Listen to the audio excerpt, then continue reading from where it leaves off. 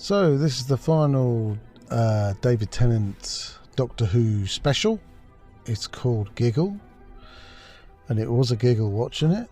So we start here in Soho 1925, and already we hit the DEI inclusive policy with your gay white man and your Asian man all in the same room. So we're starting off well. Neil Patrick Harris, he's actually a good actor. So he's wasted in this show. He does eat a bit of scenery here to begin with, and he could have been good. He could have been good in this, but unfortunately the writing is so bad. He's wasted in this. So there's the Stooky doll, which we'll find out is going to be used by Logie Baird, and he's going to use that in the first TV broadcast. This is the best part of Doctor Who right now, is the intro. He's done a really good job on the intro. It looks and sounds brilliant. Sadly, it's wasted. That Disney money clearly has gone to the writer's head, Russell T Davies.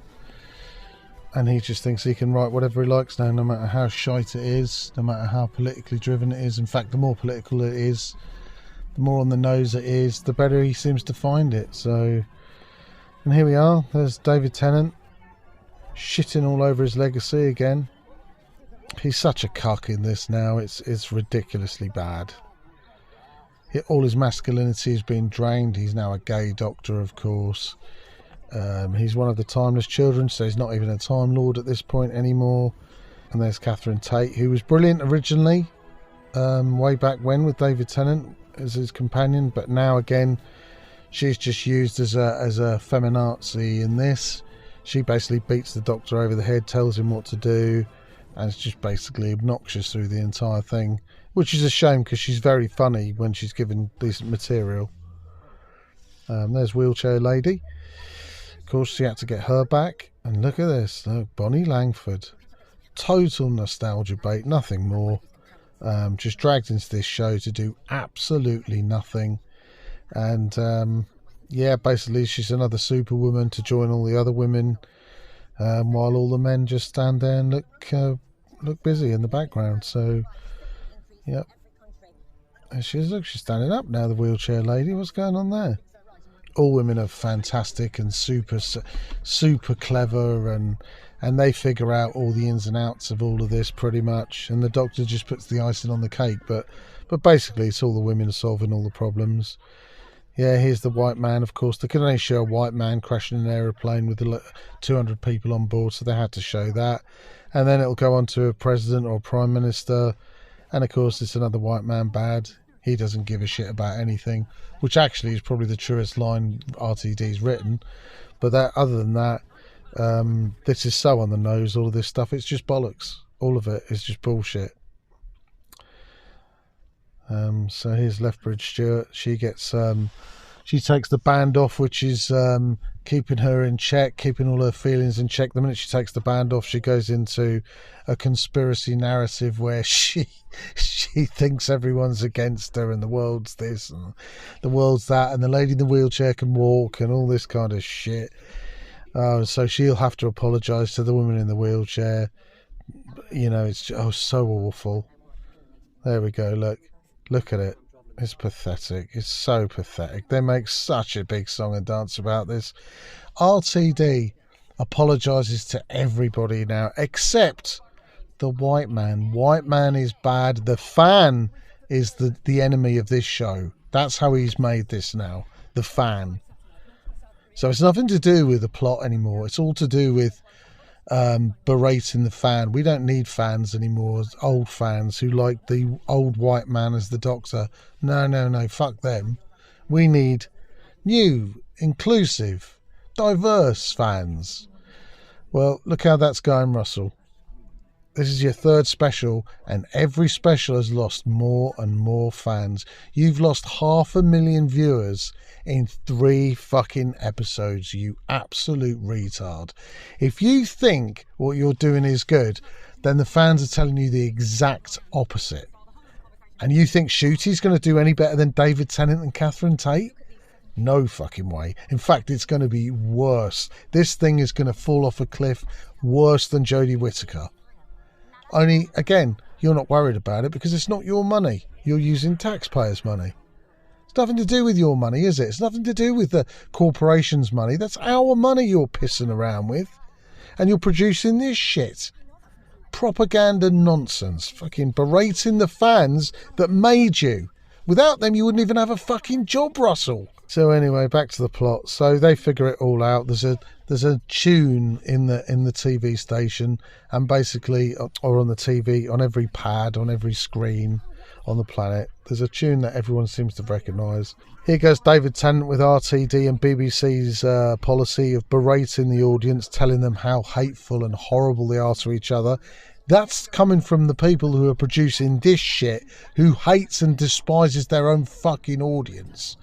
And they're trying to berate you, the fan. It's an absolute disgrace. He's an actor, right? So I understand that's his job. He's not there to question everything. He's getting paid to do this and all this kind of thing. And they're supposed to be hollow objects. That's what all actors are, I guess. But seriously, he didn't know what he was saying? Of course he did. So he's all for it. He's all for this bullshit. And here we are again. Look, all the women just solve all the problems. Oh, yes, fucking brilliant, brilliant, brilliant. It makes you sick. It is so bad now. Like, we haven't heard this before with the Master. This is Russell T Davies regurgitating shit after shit after shit. It's terrible. It's the same story he did with the Archangel Network, with the Master, with all this stuff. It's the same. It's all regurgitated shite. Now, I wouldn't mind if he wasn't...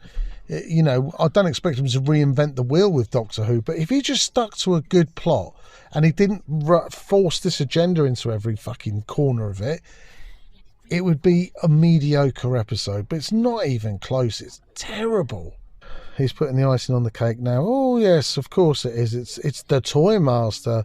And he, of course, he's put this noise and this little doll's voice, this little giggle, in every screen on the planet, and that is why everyone's acting the way they are. Wow, what a brilliant plot device. So that's it. So again, White Man Bad, the toy maker, all the women are fucking excellent. So anyway, the Doctor's going to try and find the Toy Master now, so he goes back to 1925 to when this TV Stooky doll was first photographed, and finds the Toy Master basically. So yes, finds the Toy Master, and then they walk around a bunch of corridors leading nowhere. This could have been good. It could have been spooky. It could have been fun stuff, but it ends up being predictable nonsense. It's just shite. I mean, it's just boring. There's no excitement level in this anymore. It's just very tedious. It's not spooky anymore unless you're about 6 years old and you know you're gay or something and you like this shite. But any Doctor Who fan who's being honest surely is looking at this the same way and is just thinking, what is going on? It's a terrible plot. Terrible. Okay, so we have to use the Spice Girls music. Of course we do. It'd have to be the Spice Girls, wouldn't it?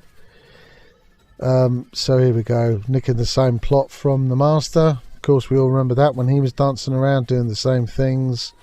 It's so predictable. It's almost beat for beat regurgitated shite. So yeah, not original, not clever, and not funny. So here we are at near the finale now, where this the Toy Master is pointing his weapon everywhere. Of course he's not going to shoot any of the women on here. Of course not. He couldn't possibly do that. But he shoots David Tennant. Unfortunately, he doesn't blow his head off in this one, but he just shoots him right through the middle of his chest. The laser goes through his chest into the platform, does no damage to the platform, but manages to kill the Doctor. I don't know why that is, because this thing was supposed to be able to blow up a satellite, but clearly this platform is made of some kind of material that just isn't, it's just impervious to it. So that makes absolutely no sense. So here we come, weepy weepy. Look, Catherine Tate's got to go up, and so has Bonnie Langford. They've both got to come up, and you know, hold the Doctor's hand, because he's an absolute cuck now. He's an absolute pussy. So am I. Here, listen, you keep quiet. Remember when Doctor Who, when he regenerated, he used to almost explode? Why are they stood next to him then? It doesn't matter who. Because every single one of you is fantastic. I like it. I like that.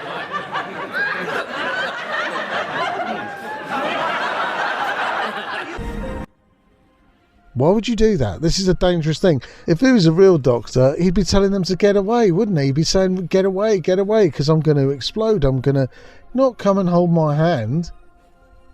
So this is fucking ridiculous. It's just terrible writing from RTD again. All for agenda. All for women superhero. Women the best ever. Alonzi, my fucking arse. It's a disgrace you're even saying that now in this script. Look, you should be crying about this, Dave, because it's terrible. Oh, here we go. Look, he suddenly realises at this point, the Doctor, apparently, that it feels different this time. Oh, I wonder where that's from. Stealing lines from better shows. Yeah, exactly. So he says to them both, oh, you need to pull. Pull. Now we're ready for the gayest regeneration scene in Doctor Who history. Look at it. Oh my God. There we go. By generation.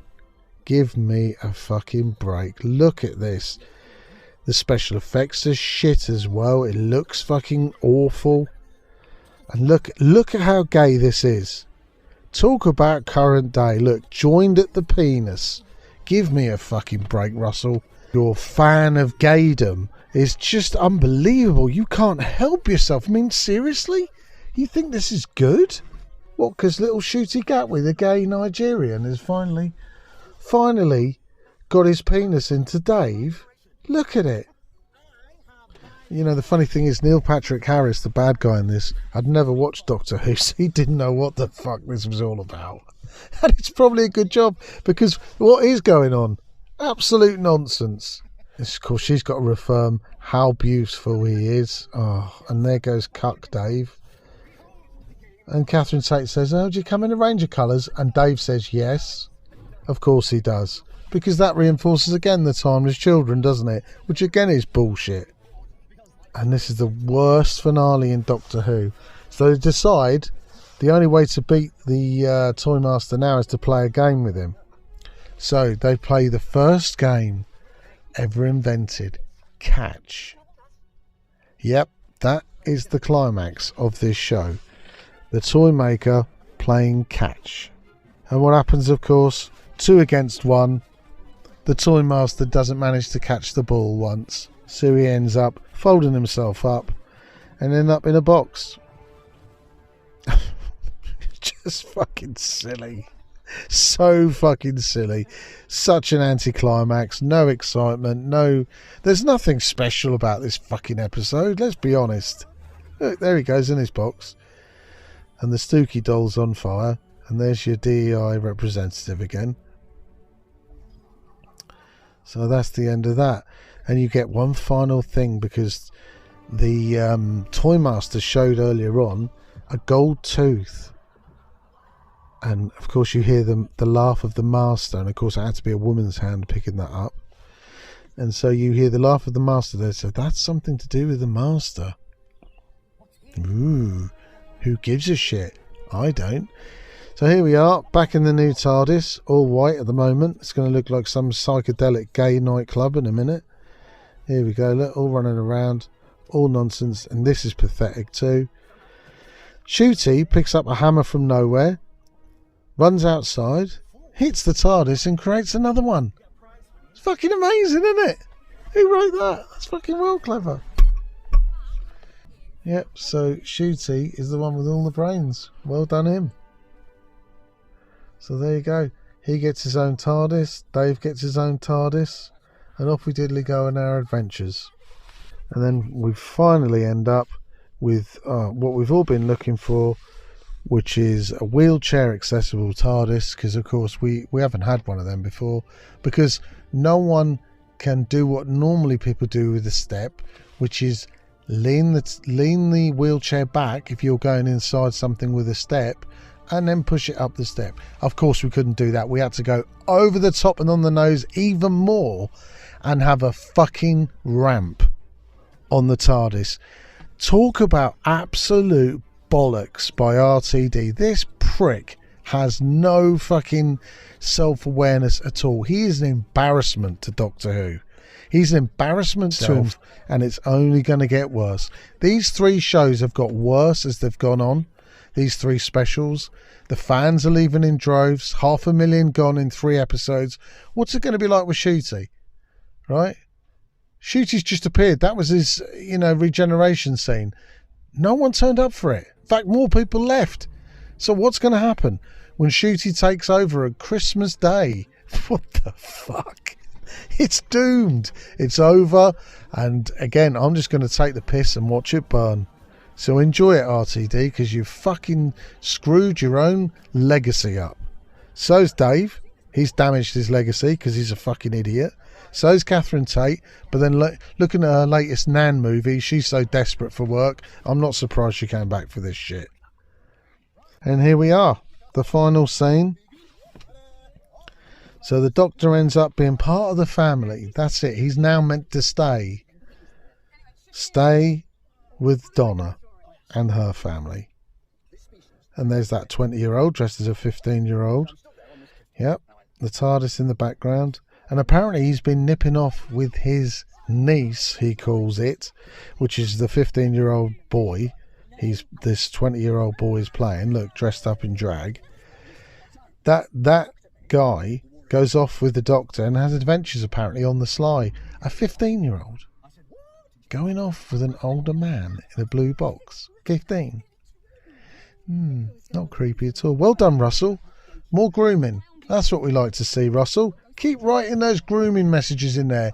Sending those messages to all those 15-year-old boys who are confused, right? Who want to be girls or haven't got a clue. To just wander off with a man who's got, wants to take them on an adventure. Yeah, I wonder why you're doing that, Russell. So here we are. This is the finale. Thank fuck. A big cheesy grin, look. There we go. He's all happy. He's over the moon. So's the 15-year-old. So's Donna. It's so sick and it's just fucking shite. And it's one of the worst endings to David Tennant's legacy. So I could have wrote something better in my lavatory in 10 minutes. But no. We're left now with Shooty the gay Nigerian man. And David Tennant sat there with Donna. Fuck that shit. All in all, atrocious. Anyway, I hope you enjoyed this review. Have fun with it, because I fucking didn't.